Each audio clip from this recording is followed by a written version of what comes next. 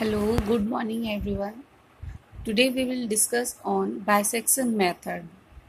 Why we will study bisection method. आखिर ऐसा क्या है, क्यों हम लोगों को बाइसेक्शन मेथड की ज़रूरत पड़ी। तो बाइसेक्शन मेथड होता क्या है कि इसकी ज़रूरत इसलिए पड़ी कि जैसे एक मेरे पास अगर सिंपल सा क्वेश्चन है x-4 इज इक्वल टू 0, तो आप जनरली इसको क्वेश्चन को देख के बता सकते हैं कि यहाँ पे x की कौन सी वैल्यू हम पुट कर दें जिससे ये वैल्यू इस इक्वेशन को ज़ीरो बना दे। ऐसा कौन सा वैल्यू इसमें पुट करें जो कि इसको ज़ीरो बना दे। तो क्या होगा, x इज इक्वल टू 4, यानी 4 डालने पे इक्वेशन को ये क्या बना दे रहा है, ज़ीरो। और यहाँ पे ये 4 क्या कहलाता है, जो इक्वेशन को ज़ीरो बना देता है वो कहलाता है रूट, या फिर वैसा पॉइंट जो इक्वेशन को सेटिस्फाई करे। इक्वेशन का वो क्या कहलाता है, रूट कहलाता है।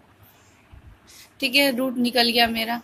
अब ये x-4 अगर यदि हम इसी में सेकेंड डिग्री का देखें, थर्ड डिग्री का देखें, जैसे कि x² minus x plus 1, x³ minus 4x plus 1, या x to the power 4 minus 7x plus 8, तो इस टाइप के क्वेश्चन को कैसे सॉल्व करते हैं। इस टाइप के क्वेश्चन को सॉल्व करने के लिए ही मेरा बाइसेक्शन मेथड आया है। अगर यदि हम यहाँ पे ग्राफ देखें x-4 की, तो x-4 का ग्राफ कैसा होगा, ऐसा होगा कि अगर यदि इसका वैल्यू 0 डालते हैं तो 0 पे ये क्या देगा, -4 देगा। 1 पे इसकी वैल्यू क्या होगी, 1 - 4 यानी -3 होगी। 2 पे क्या देगा, 2 - 4 -2 देगा।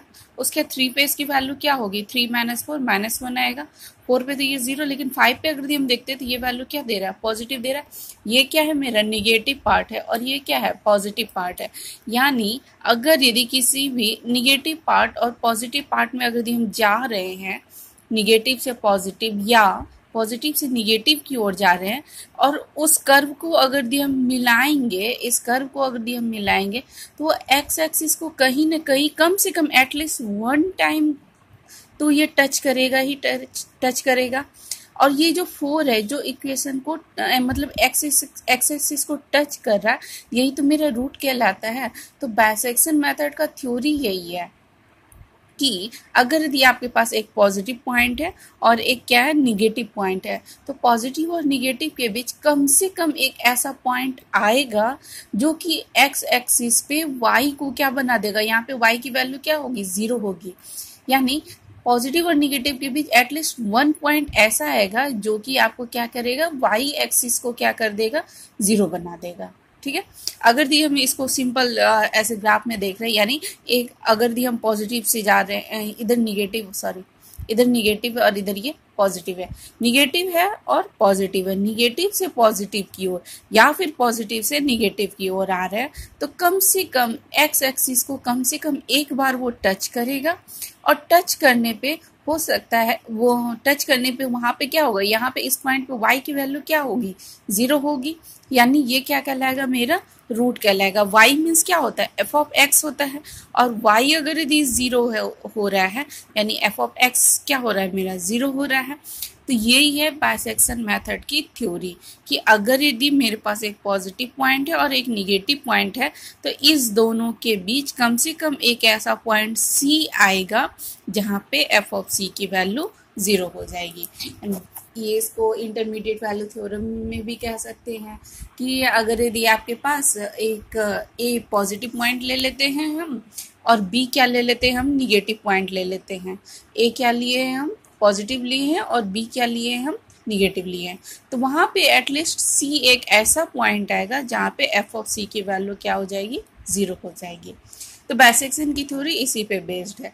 और ये एनए का मतलब डिप्लोमा के सिलेबस में जो ये एनए पार्ट दिया हुआ है, न्यूमेरिकल मेथड या न्यूमेरिकल एनालिसिस, ये जो पार्ट दिया हुआ है ये बहुत ही इजी है। इसमें सिर्फ प्लस माइनस मल्टीप्लाई और कैलकुलेटर चलाना आना चाहिए। बाकी यहाँ पर जो आपको मार्क्स मिल रहे हैं, मतलब वो समझ लीजिए कि आपको फ्री के मार्क्स हैं। तो ये जो है आपको सबसे पहले मैथ के सिलेबस में सबसे पहले आपको पढ़ना चाहिए। ये जल्दी समझ में भी आएगा। इसमें कुछ नहीं, बस प्लस माइनस मल्टीप्लाई डिवाइड, थोड़ा बहुत कैलकुलेटर का यूज़, बस इतना ही है।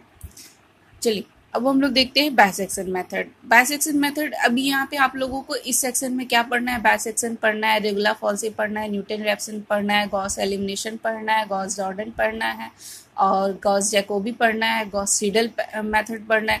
तो इतने सारे मेथड में सबका फॉर्मूला क्या होगा, ये कहीं ना कहीं कन्फ्यूज़न पैदा कर देता है। तो इस मतलब कन्फ्यूज़न से बचने के लिए हम थोड़ा दिमाग में रखेंगे बाई मतलब क्या होता है दो, सेक्शन मतलब क्या होता है डिवाइड। तो ये चीज़ बाइसेक्शन में ये ध्यान रखना है कि दो पार्ट में इसमें डिवाइड करना है। अब ये कैसे करते हैं ये हम लोग आगे देखेंगे। चलिए एक एग्जांपल लेते हैं कि मेरे पास एक क्वेश्चन है f x is equal to x cube minus 4x plus 1 equal to 0। F x is equal to x cube minus 4x plus 1 equal to 0। और आपके पास 2 मिनट का टाइम है, आप अपने से सोच के बताइए कि ये जो मेरे पास क्यूबिक इक्वेशन है x cube minus 4x plus 1, ऐसा कौन सा वैल्यू होगा, इसमें हम कौन सा एक्स की कौन सी वैल्यू पुट कर दे जो कि इस इक्वेशन को 0 बना दे। अब क्या हुआ, हम सोच में पड़ जाएंगे 1 2 3 4 5 6 -1 -2 -3 -4 -5 पे इसको चेक करते रहेंगे आगे रह कौन सी वैल्यू। तो इसी मतलब जो इतना टाइम जो मेरा लगा, इतना टाइम जो लगा सोचने में, उस टाइम की बचत के लिए ही बाइसेक्शन आया है। अब देखते हैं क्या करता है बाइसेक्शन यहाँ पे। तो bisection f x is equal to जो था मेरा x cube minus 4x plus 1 equal to 0। तो हम पहले क्या देखें, इससे पहले हम क्या बताएं कि एक पॉजिटिव लेना है और एक क्या लेना है, निगेटिव लेना है। तो हम मान लेते हैं सबसे छोटा सबसे इजी कौन है, 0 है। तो 0 पे इसकी वैल्यू चेक करते हैं। 0 पे इसकी वैल्यू क्या आ जाती है, पॉजिटिव 1 आ जाती है, 1 यानी पॉजिटिव में आया है। अब इसकी वैल्यू हम 1 पे चेक करते हैं। 1 पे क्या होगा, 1 - 4 प्लस 1 इक्वल टू -2, यानी ये क्या दे रहा है, निगेटिव दे रहा है। तो मेरे पास एक वैल्यू आ गया पॉजिटिव, एक वैल्यू आ गया निगेटिव। मैंने यहाँ पे क्या लिया, 0 और 1। हो सकता है कि किसी क्वेश्चन में 0 और 1 पे भी पॉजिटिव आए, 2 पे निगेटिव आए, तब क्या करेंगे। तो मतलब हम देखते जाएंगे, अगर यदि 0 1 पे आ रहा है तो हो सकता है 2 पे निगेटिव दे, अगर यदि हो सकता है 3 पे वो निगेटिव दे दे। ये चेक करते रहना होगा और सबसे नज़दीक का इंटरवल लेना होगा। जैसे मेरा कि अगर यदि 0 पे मेरा पॉजिटिव आ गया, 0 पे क्या आ गया मेरा पॉजिटिव आ गया, 1 पे भी क्या आया पॉजिटिव आ गया, अब 2 पे क्या आ रहा है, निगेटिव आ रहा है। तो आप लोग क्या करोगे, 0 पे पॉजिटिव, 1 पे पॉजिटिव, 2 पे निगेटिव, ठीक है। तो क्या बोलोगे कि 0 और 2 ले लेते हैं, लेकिन 0 और 2 से नज़दीक का मेरा इंटरवल क्या है, 1 और 2 है। तो इसलिए हम लोग क्या लेंगे, 1 और 2। ये मतलब टाइम सेविंग है। 0 और 2 लेंगे तो भी एक स्टेप करने के बाद 1 ही आएगा, इसलिए थोड़ा स्टेप इसमें कम करने के लिए क्या करना होगा, नज़दीक का इंटरवल लेना होगा। अब अगर दी आप चाहे तो इसमें 1 और 2 के बीच कौन आता है, 1.5 पे भी इसको देख सकते हैं। मान लेते हैं 1.5 पे क्या आ रहा है, पॉजिटिव आ रहा है, तो मेरा रूट किसके किसके बीच हो जाएगा, 1.5 और 2 के बीच। तो हम लोग 1.5 और 2 भी ले सकते हैं। कोशिश करना है कि सबसे छोटा लेना है और सबसे नज़दीक लेना है, ठीक है। इससे मेरा परसेंटेज ऑफ एरर कम रहेगा। अब ये क्या हो गया, एक मेरा आ गया पॉजिटिव और एक निगेटिव। एक और चीज़ इस पार्ट में ध्यान में रख के चलना है कि बाइसेक्शन मेथड में यहाँ पे आपकी वैल्यू क्या आती है, अप्रॉक्सीमेट वैल्यू आती है। तो ये ध्यान में थोड़ा सा रखना है, ठीक है। मेरा क्वेश्चन क्या है, x cube minus 4x plus 1 equal to 0। X cube minus 4x plus 1 equal to 0 f of x, ठीक है। मैं 0 पे क्या दिया था, पॉजिटिव, और 1 पे क्या दिया था, निगेटिव, ठीक है। ये ध्यान में रखना है, मेरा पॉजिटिव आ रहा है और एक निगेटिव आ रहा है। अब हम लोगों को क्या निकालना है, फर्स्ट अप्रॉक्सीमेट रूट यानी x1। x1 क्या कहता है, a प्लस बी का हाफ। यही आपका बाइसेक्शन मेथड का फॉर्मूला है, यानी x1 is equal to a plus b का हाफ। यहाँ पे आप a को पॉजिटिव ले सकते हैं या फिर b को निगेटिव, या फिर a को निगेटिव b को पॉजिटिव। तो a क्या हो जाएगा, ये मेरा 0 हो जाएगा, b क्या हो जाएगा, 1 हो जाएगा, ठीक है। तो ये क्या हो गया, 0 प्लस 1 का हाफ, यानी ये कितना हो जाएगा, 1/2 यानी 0.5। ये क्या आ गया, 0.5। ये मेरा कौन आया, x1 आया, ठीक है। x1 आ गया 0.5। अब हम लोग क्या देखेंगे कि ये जो x1 आया क्या इस इक्वेशन को सेटिस्फाई कर रहा है, क्या इस इक्वेशन को 0 बना सकता है। ये हमको चेक करना होगा। यानी एफ ऑफ, अब हम लोग क्या निकालेंगे, एफ ऑफ 0.5। एफ ऑफ 0.5 यानी 0.5 का whole cube minus 4 into 0.5 plus 1। अब इसका वैल्यू आपको चेक करके बताना है ये कितना आएगा। मान लेते हैं इसकी वैल्यू ए आ रही है, वो भी पॉजिटिव में।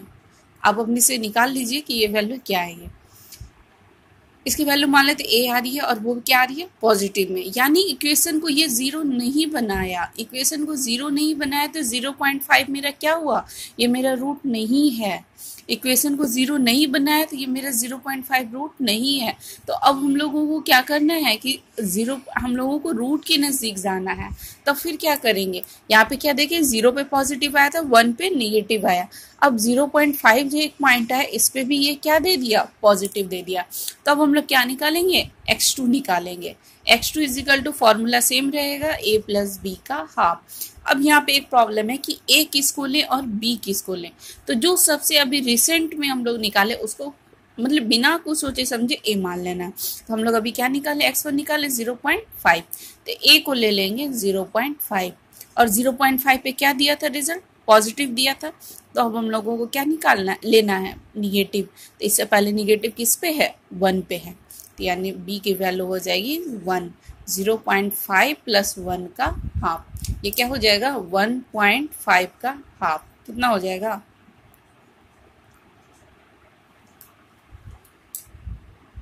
ये हो जाएगा आपका 0.75। अब हम लोगों को क्या करना है, ये तो वैल्यू आ गया 0.75। अब क्या कर सकते हैं इसमें, आगे क्या करना है, आगे सेम वही करना है। 0.75 पे ये चेक करना है कि क्या इस इक्वेशन को जीरो बनाता है। तो हम लोग क्या निकालेंगे, एफ ऑफ 0.75 निकालेंगे। तो ये क्या हो जाएगा, 0.75 का whole cube minus 4 into 0.75 plus 1। इसका वैल्यू निकालना है। मान लेते हैं इसका वैल्यू क्या आ गया, बी, और वो भी क्या आएगा, पॉजिटिव। हो सकता है निगेटिव भी आ सकता है, हम इसको पॉजिटिव ही लेके चल रहे हैं। तो बी की वैल्यू यहाँ पे क्या आ गई, पॉजिटिव आ गई। तो इसका अब आगे सॉल्यूशन कैसे होगा, मेरा क्या था 0.5 पे ए मान ले रहे, रिजल्ट आया था वो भी क्या मान लिए थे, पॉजिटिव। फिर उसके बाद क्या आया था 0.75, मान लेते इस पे बी आ रहा है और वो भी क्या आ रहा है, पॉजिटिव आ रहा है। तो फिर ये कहाँ मतलब अब क्या करेंगे इसमें, तो यहाँ पे निकालेंगे x3। x3 का सेम फॉर्मूला रहेगा, a प्लस बी का हाफ। ठीक है, a प्लस बी का हाफ। अब a किसको लेंगे, b किसको लेंगे, तो जो रिसेंट में निकालते हैं उसको क्या ले लेते हैं, a ले लेते हैं। यानी a हो जाएगा 0.75, b क्या हो जाएगा, पॉजिटिव लिए तो पॉजिटिव के पहले निगेटिव लेना है। निगेटिव मेरा किस पे था, 0 पे पॉजिटिव था और 1 पे क्या था, निगेटिव था। तो 1 ले लेंगे बाय 2, ये हो जाएगा 1.75 बाय 2। अब ये इसका वैल्यू क्या हो जाएगा, 16, 2 7 14, 2 5 10, 0.875। ये आ गया x3 0.875। यानी x1 आया था मेरा 0.5, x2 आया था 0.75 और x3 आया 0.875। अब क्वेश्चन ये आता है कि इसको प्रोसेस को कहाँ तक लेके जाएंगे। जनरली जो आप लोगों डिप्लोमा में क्वेश्चन आता है वो आता है थर्ड इटीरेशन। थर्ड इटीरेशन क्या होता है, थर्ड इटीरेशन होता है अप्रोक्सीमेट वैल्यू का थर्ड पार्ट यानी x3, और या फिर आ सकता है थर्ड अप्रोक्सीमेट वैल्यू बताइए तो उसमें भी x3 होगा। ज़्यादा से ज़्यादा इसमें क्वेश्चन आता है कि 3 डेसिमल पॉइंट तक मैच कीजिए। 3 डेसिमल पॉइंट अभी तक ऐसा क्वेश्चन नहीं आया है डिप्लोमा के फर्स्ट सेमेस्टर या सेकंड सेमेस्टर में। फिर भी अगर ऐसा क्वेश्चन आता है तो इसका मतलब होता है कि डेसिमल के बाद का 3 पॉइंट को मैच कराना है। जैसे अगर x3 इतना आ रहा है, मान लेते हैं मेरा x4 आ जाएगा 0.8751। ऊपर में क्या है 875, नीचे में क्या आ गया 875। ये क्या हो गया, डेसिमल के 3 पॉइंट तक मैच कर रहा है।